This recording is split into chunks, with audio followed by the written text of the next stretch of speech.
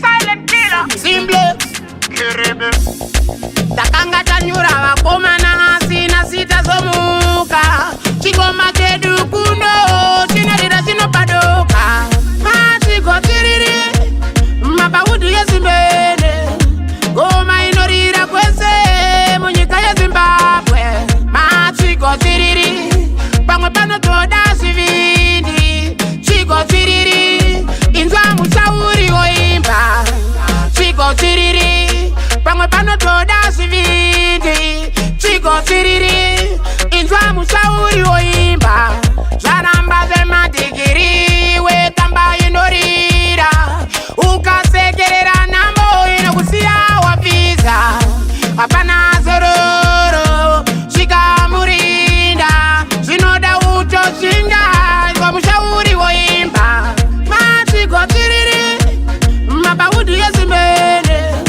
Goma inorira kwese, munyika ya Zimbabwe.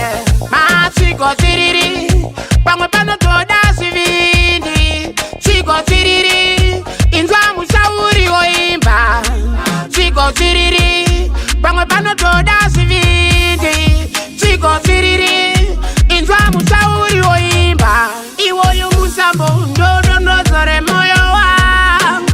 Retandikanga mwe marwadzo upenyu wangu. Kana yorirai, mushauri oimba. Yorirai, kana yorirai, mushauri oimba.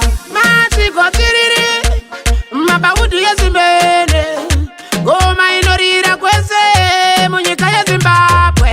Matiko tiriri, pamwe pano toda sivindi. Chiko tiriri, inzwa mushauri oimba. Chiko tiriri, pamwe pano toda sivindi. Chiko tiriri, inzwa mushauri oimba. Zvaramba zvemadigiri, wetamba inorira. Ukasekerera nambo inokusiya wapfiza. Hapana zororo, chikamurinda. Zvinoda utoshinga, inzwa mushauri oimba. Matiko tiriri, mabaudu yezimene.